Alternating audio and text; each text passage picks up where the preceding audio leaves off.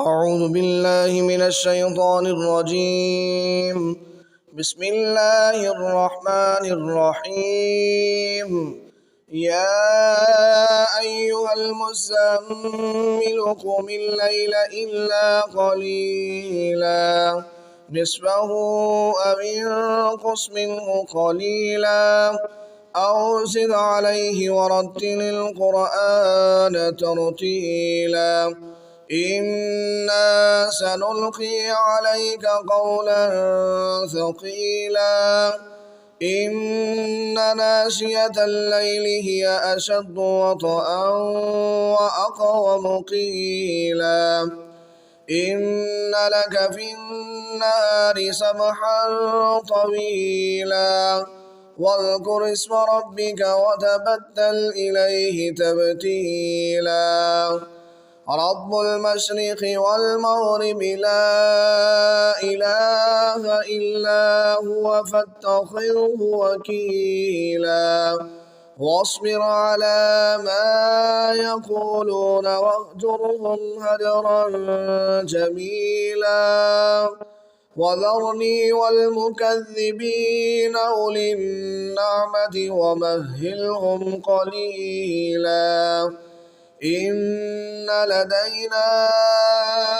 أنكالا وجحيما وطعاما ذا غصة وعذابا أليما يوم ترجف الأرض والجبال وكانت الجبال كثيبا مهيلا إنا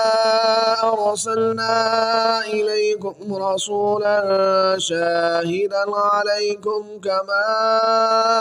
أرسلنا إلى فرعون رسولا فعصى فرعون الرسول فأخذناه أخذا وبيلا فكيف تتقون إن كفرتم يوما يجعل الولدان شيبا السماء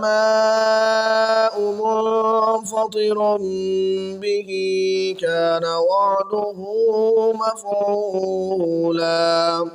إن هذه تذكرة فمن شاء اتخذ إلى ربه سبيلا إن ربك يعلم أنك تقوم أدنى من ثلثي الليل ونصفه وثلثه وطائفة من الذين معك والله يقدر الليل